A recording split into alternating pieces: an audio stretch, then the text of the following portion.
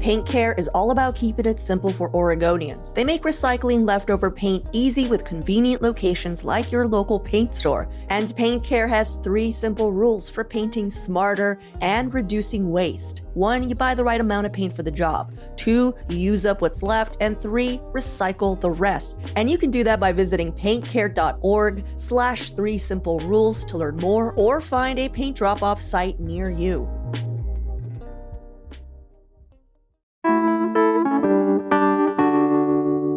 Now that we're into October, it's prime mushroom hunting season here in Oregon. But serious foragers, they can be super secretive about their best spots. So today on CityCast Portland, we're listening back to a conversation that I had with Rachel Zoller, a mushroom educator and founder of Yellow Eleanor.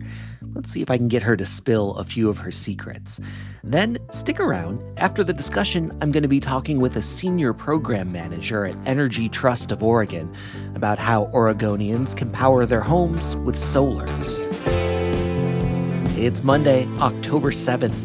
I'm John Notarianni in for Claudia Meza, and this is what Portland's talking about. So right off the top, what is it about mushroom hunters? Why are you so secretive about your spots? Oh, is that what you're asking first? I guess get it out of the way. Oh, goodness. I mean, I think with mushrooms in particular, it especially has to do with how challenging it is to get to know the mushrooms individually and how challenging it is to know their environment. And then you have to find like this perfect marriage of environment and the season and the identification of the mushroom. And all of that takes a lot of work and a lot of time and even years to build up spots to go. And so we are secretive, and I think it's okay. And if anybody has ever shared a mushroom hunting location with you, they must trust you a lot. So really respect that. So I know that I can't come right out and ask you your secret spots. Nope. But in general, like what types of climates and areas, if somebody was going to start getting into it, like what sorts of places should people be thinking about? Well, we're very fortunate in Oregon and Washington especially to have so much biodiversity in our climate here. And all of our regions really do have mushrooms. It's just like plants. Everyone kind of has their niche environment, and mushrooms do as well. Anywhere you go, you can find mushrooms. Okay, so there's all these different types of places and these different types of climates. Like what are some of the main mushroom microclimates in the Pacific Northwest? So for us, I kind of see the Coast Range as a specific climate, either the Coast Range mountains themselves or right up literally to where the sand and the trees meet. I love this environment because it stays moist all year long. You get those like deep fog banks rolling in, even in the summer where it's like dry everywhere else, and you can still go and find mushrooms there. Another area to kind of think about in the spring, because in the spring, morels are the big prize.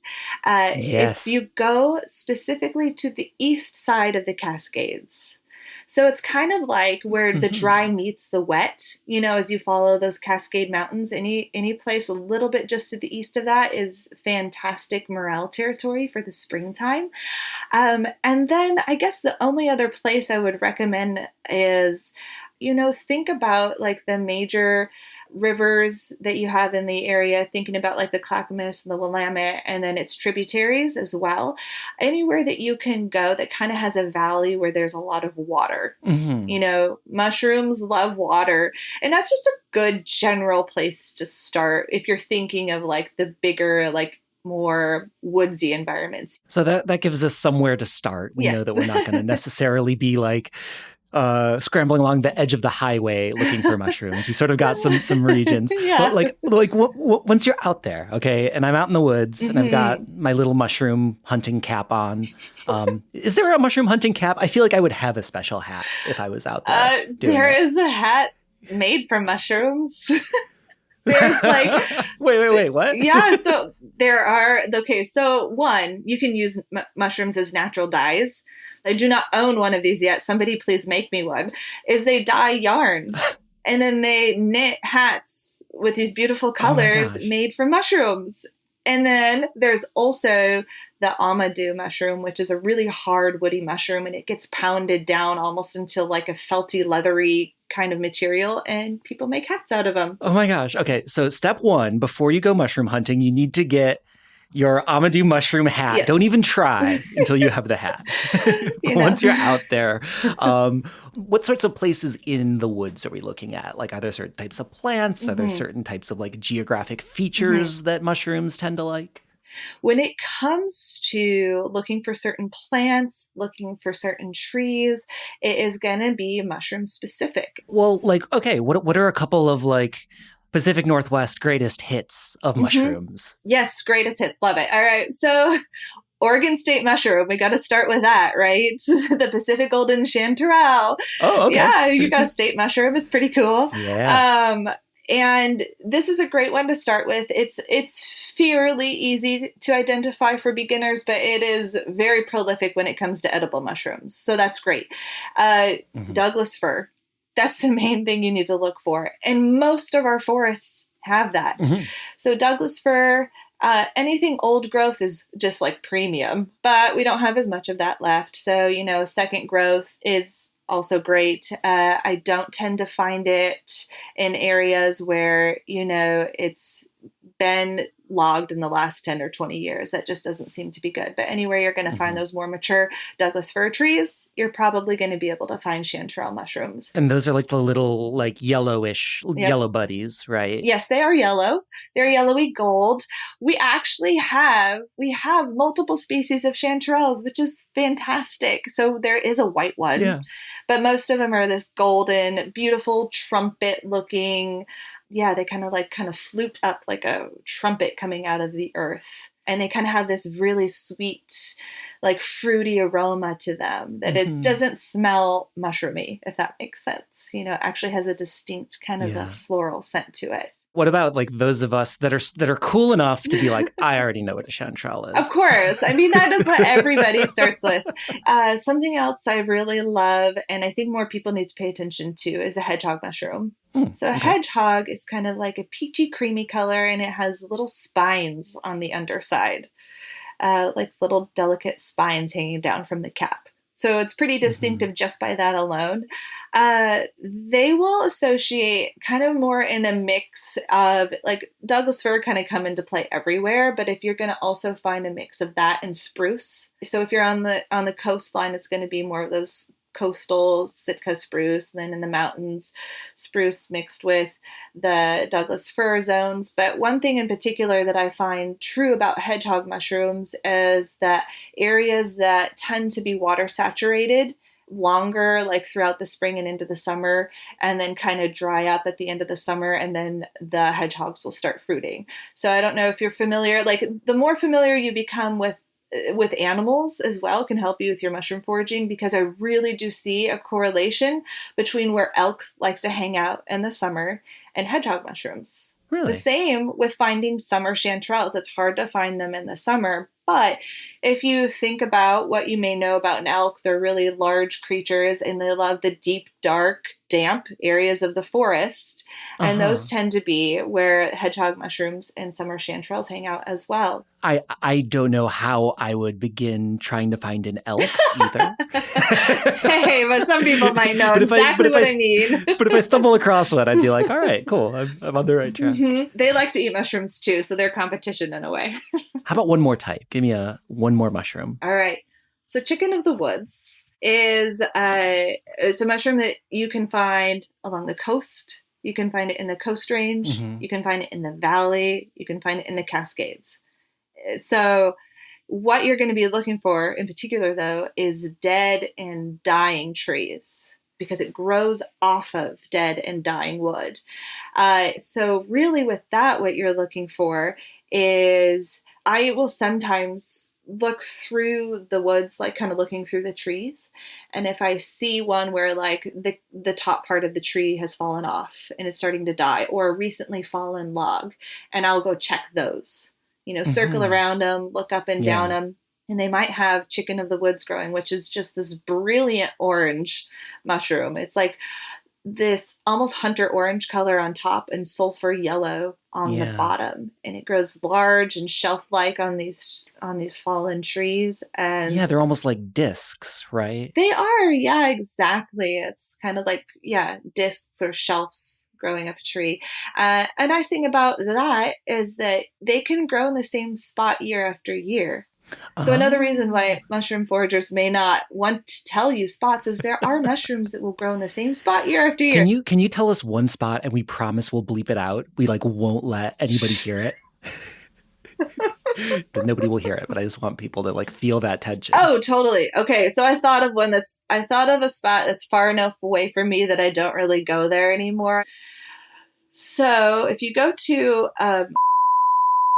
you're going to find lobster mushrooms, chanterelles. You're going to find chicken of the woods, porcini. It's fantastic. Oh my gosh, that's so great. And Yes. I am so excited to go there. There you go. And it's such a shame that nobody else is going to have a chance. Nobody ever. All right, let's take a quick break. And when we come back, I've got a lot more questions about mushroom hunting.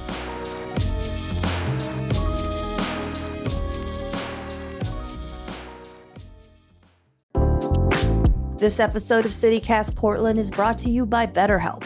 We all know October is the season for wearing masks and costumes, but some of us, we feel like we wear a mask and hide more often than we want to, like at work and social settings, around our family. But therapy can help you learn to accept all parts of yourself. People find it helpful for learning positive coping skills and how to set boundaries. It empowers you to be the best version of yourself, because masks should be for Halloween fun, not for our emotions. So if you're thinking of starting therapy, give BetterHelp a try. It's entirely online and designed to be convenient, flexible, and suited to your schedule. All you have to do is fill out a brief questionnaire to get matched with a licensed therapist, but you can also switch therapists at any time for no additional charge. So take off the mask with BetterHelp. Visit BetterHelp.com/CityCast today to get 10% off your first month. That's BetterHelp, HELP.com/CityCast. Hi, this is David Plotz of CityCast.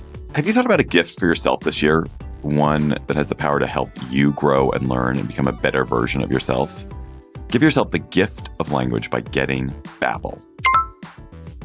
With quick 10-minute lessons handcrafted by language experts, Babbel gets you talking a new language in 3 weeks. Because talking is the key to really knowing a language.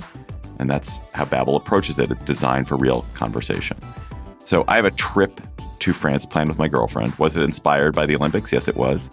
And it's given me the chance to revive my old high school French. And it's so fun to catch back up with the vocabulary I'd forgotten. To remember all the food, for example. I'm in a lesson on ingredients, so I'm going to make crepes with butter and sugar. Avec sucre et de beurre salé, on va se régaler. We're going to have a feast. I learned this great new French expression too. J'en ai l'eau à la bouche. That means I have water in the mouth. That means it's mouth-watering. Love it. Love French. Anyway, Babbel gets you talking, and studies from Yale and Michigan State University and other leading universities prove that it works.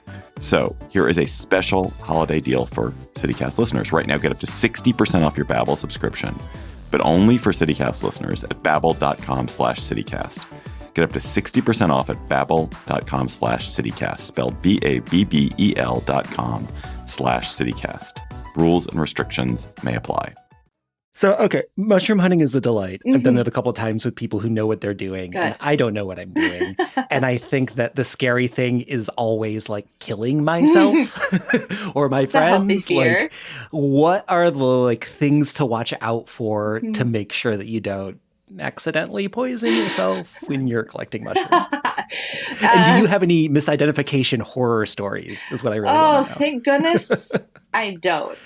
I don't have any misidentification horror stories. I have eaten something thinking it was something else, but it was harmless. So most often, just so you know, most mushrooms out there are harmless. You know, it's because there are the handful that can kill you that kind of makes it the scary part, you know. It's a little exciting. Exciting, a little scary. So, I mean, honestly, what it comes down to is you have to be 100% in your ID. You're going to do a whole process, though. That's the thing. You get to know it just like you would an individual. That's what you have to do. I have a series of videos on YouTube called Mushrooms 101. It's 3 videos, and it breaks down kind of that process of what you go through to identify a mushroom. It goes through the anatomy of a mushroom and get to know the mushroom as an individual. And then you can figure out, like, after collecting it for a few times, do you feel secure in that ID? Again, there are like other people that you can ask, friends. There's the Oregon Mycological Society. It's based out of Portland, and there's so many people there who are always like really happy to help you try and identify things. Or maybe if you're out in the woods, just look for somebody with like a dyed yarn cap. Exactly. And you'll know that guy, or like the dude with the mushroom hat, you'll be like, Yes. this guy knows what's up. I feel like even when you're driving through the woods, you can look at the cars parked at the side of the road and you're like, oh, they're hunting mushrooms, they're hunting deer. Like, you can even just tell, like, you just know the vibe of the person, of what it is they're doing out there. You don't need to explain that, but I already understand Yes. where, yeah. Exactly. But really, I mean, start simple. That's just what I love to tell people. Start simple. You don't need to identify the entire forest floor, right? Don't overwhelm yourself. And hope for the best. Yeah. So speaking of mushroom hunters, though, I feel like I know 2 things about mushroom hunters. Okay. 1, they're never going to tell you where to find mushrooms. 2, they're always getting lost. Not always. I feel like you always hear about mushroom hunters getting lost, like It's way true. more than hikers. Okay. And like, is that just because they're looking at the ground? Yes. Like, why is that? Yes, but also I have to push back a little bit. I think the reason you hear about the mushroom people getting lost is because it's like people are afraid of mushrooms. It's a scary thing. And so anytime you can have like this fear-mongering thing around mushrooms, it's going to be on blast. It's just going to happen. Okay. Okay. But you're right. Mushroom hunters do tend to get lost when they are totally sucked into what they're doing, because you're staring directly at the ground. I mean, you got to be safe when you're out there, and tell somebody where you're going before you go. I mean, you know, even if you don't want to give up your mushroom spot, tell somebody you trust where you're going. Have a GPS with you and have it tracking you. There's also apps like Gaia and OnX that you can download, and it'll offline maps. They'll follow you so that you can find your way back. Super important. I'm a huge fan of whistles. It's such a simple tool to have, but your voice can only carry so far. And, you know, a lot of people who are into like outdoor recreation will recognize the 3 whistle blasts as an SOS. So even if someone's out there not mushroom hunting and they hear that, they'll be tipped off to someone needs some assistance, and I should go help them. And honestly, like, you don't have to go to these really obscure off trail places to look for mushrooms. I mean, some of my best favorite places, I'm just following a trail, like a well-known trail. I now feel responsible for like leaning into mushroom fear mongering, and I feel sorry about that. It's okay. I apologize to the mushroom community. okay. So let's like go back to like the good side. You are out in the woods and you've like found your trail. Yes. You found your beautiful mushroom Yes. trail, and it's perfect. Yes. How do you actually pick them? Oh. Like, do you just like pluck them out of the ground? Do you have to like use a little thing? Did you do your research to ask this question? Did you know that I'm well known for getting angry at people in this topic? No, I did not know that. Well, So I'm glad I asked. Okay. So here's the deal. Mushroom foraging ethics, as far as how to harvest. It is something that people get so up in arms about. And with that to say, you can pluck the mushroom out of the ground, or you can cut the mushroom at the base of the stem. As far as the research goes, which there's not a lot of research, it's hard to study something like that. But there are 2 significant research projects that have been done. One was done on Mount Hood with chanterelles, particularly done by the Oregon Mycological Society. It was done over 10 years. The other one is called the Swiss study, and that was with a variety of mushrooms. And essentially, at the end of these studies, they found that it doesn't matter either way. And you have to understand that the mushroom is just the fruit. It's just the fruiting body of an entire organism. The organism is underground.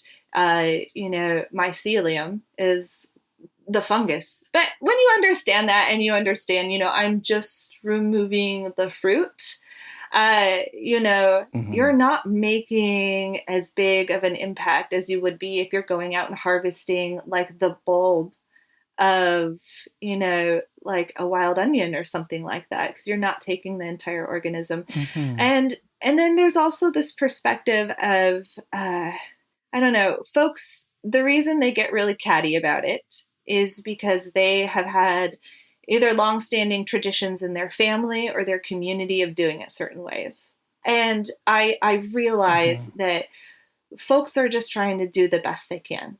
They're so passionate about it because they were told, and so far through their years of mushroom experience, it's been showing them the way they're doing it is right. It's not impacting the environment. Their mushroom patches are still thriving. So you're pro plucking is what you're saying. Sure. I'm pro do whatever you want. But like in all seriousness, Yes. if you're going out into these natural areas, I'm sure that there are things that are important to keep in mind to sort of protect the sustainability of both the mushrooms and the other species that are out there. So like, what should people be thinking about to be respectful when they are out looking for mushrooms? Oh man. There's, I don't know if you've ever read the book Braiding Sweetgrass with Robin Wall Kimmerer. Yeah. She's fantastic. She writes about like science and like poetry, but she says, know the ways of the ones who take care of you so that you may take care of them. And then she goes to list all the ways that we can interact with nature. And she specifically talks about giving a gift of reciprocity. So if we're going to be taking, like, we need to know who are we taking from, right? And so I just kind of see it twofold. We're taking from the mushrooms and from the fungus themselves, but we're also taking from the land. And so we're taking from who was here before us, who took care of the land. I know for myself, my primary areas, I'm on land of Klickitat, Yakima, Wishram. Like, those are the indigenous communities that were here before and are still here. In fact, I love that so much of my area is still being taken care of by those indigenous communities. But then it goes to that mycelial level of like, when you understand the fascinating way that mushrooms and fungus work in our environment, in our ecology, it's so easy to just get excited and want to root for them and take care of them, and then there's these things that just kind of come naturally. I remember when I first started mushroom foraging and people would say things to me like, like, maybe when you sit down, ask the mushroom if it's okay to harvest it and it will answer you. And I'm like, I'm just not that kind of person who's like going to feel like I hear any kind of audible answer from a plant or a mushroom. But how that has translated for me over the years is the sense of intentionality.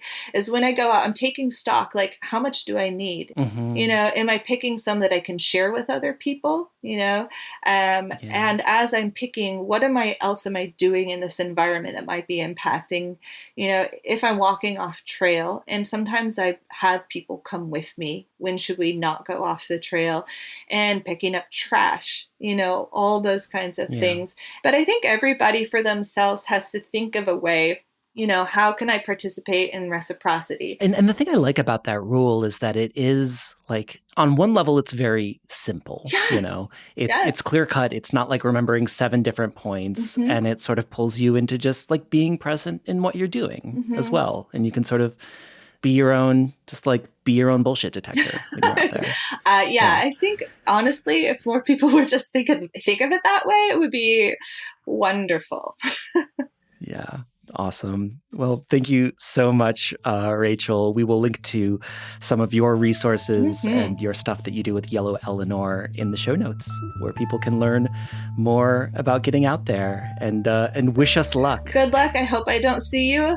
I don't see you in any of my spots, but I'd be happy to show up in some of yours. And now, don't go anywhere. because coming up, we've got a great segment sponsored by Energy Trust of Oregon, where I'm talking with their senior program manager, Dave McClelland, about great opportunities for Oregonians to take advantage of solar power. Hey, I'm executive producer John Notarianni here with Dave McClelland, senior program manager at Energy Trust. Dave, thanks for being here. Thanks, John. It's a pleasure. So you have a degree in renewable energy engineering. So I'm sure you've studied all of the technology that's out there, like geothermal or wind. Why do you think that solar is the winner for Oregonians today? Well, John, you got it. I'm a big energy nerd. Great. To move toward a 100% clean power system, we're going to need a diversity of resources. But that said, there's two big reasons solar is special. First, solar is widely available. You can do solar almost anywhere. So some roofs are in the shade, but unlike a wind farm or a geothermal plant, there are places right in your neighborhood that would be ideal for solar. And that could be your roof. I don't see a lot of backyard wind power these days in Portland. Exactly. And there's a reason for that. There just isn't the resource for it. Yeah. And second, solar is highly scalable. So it can be used at almost any size. You know, I have on my desk here a solar cell that powers a calculator. Oh, cool. And that can be scaled up to power a home or a business, or scaled up further to generate utility power. Yeah. Well, you know, we live in Oregon. It's really cloudy here, Dave. Like, does solar still work? Yes, solar works in Oregon, Okay. Even here in the Willamette Valley, even on a cloudy day. And of course, you won't get as much energy generation on a rainy day as on a sunny day. But over the full year, Portland gets as much sunlight as countries like Germany or Japan that are world leaders in solar adoption. Yeah. So if somebody's thinking about installing solar panels on their home, you've also advocated that people should think about smart battery storage systems. What is that? Why is that important? Yeah, so storage is a great pair with solar because, like solar, it can be installed almost anywhere and it's very scalable. And so adding a smart battery system, it helps make you more resilient. You might be the only house on your street with lights on after an ice storm. And I should note that that's not true for a solar system without a battery. Mm-hmm. A standalone solar system does require the power from the grid to operate. Although if you do have a solar system already, you can add battery storage after the fact. That's cool, though, to think about solar as like a generator, basically. So like, heaven forbid, the big one comes, you know, we have an earthquake, you get cut off from the power grid. With this smart battery system, you could still have like power at home. That's certainly the idea. After a big earthquake, we do expect that the grid will be down and fuel is going to be in high demand, and that could last for months. And so having more clean local power sources that can store energy and recharge from the sun, that gives us more options. Yeah. I think we've all seen that a lot of utility prices have been going up and up recently. But I also think that some people are concerned that solar might be expensive as well. So I'm wondering, like, what kind of incentive programs there are right now that people in Oregon should know about. Yeah, absolutely, John. We recognize that solar is a big investment. And so Energy Trust has cash incentives to help install solar or storage or both. And those incentives are for customers of Portland General Electric and Pacific Power. And increasingly, we are focusing those incentives on households with low or moderate incomes. So if you make less than 120% of state median income, you can qualify for our Solar Within Reach program. On top of that, there's a 30% federal tax credit for solar and storage, and those combine with our incentives to really cut the costs. Mm-hmm. Awesome. Yeah. So some good incentive programs, sort of a long-term investment to help people get it done.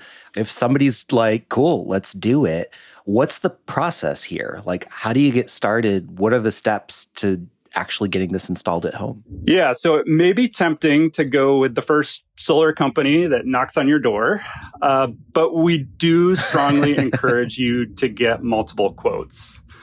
There's really a wide range of pricing and options in the solar market. And we want to encourage you to work with an Energy Trust solar trade ally. So these are installers that meet our high standards and help you take advantage of our cash incentives. So a great place to start is on our website. We can connect you with 2 or 3 trade allies to get a free, no-cost bid.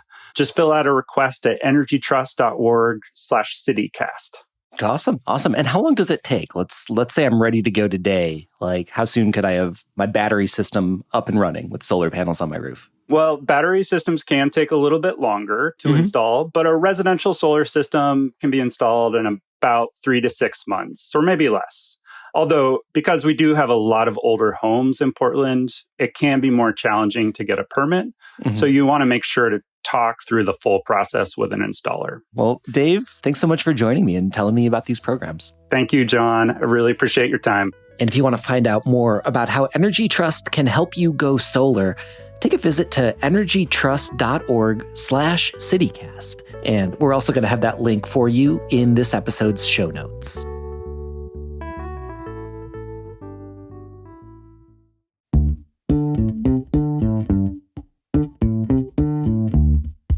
That's all for us today here on CityCast Portland, but thank you so much for listening. If you enjoyed the show, why not tell a friend about it or leave us a rating or a review? I'm John Notarianni, in for Claudia Meza. We'll be back tomorrow with much more from around the city. Until then, see you at Slim's.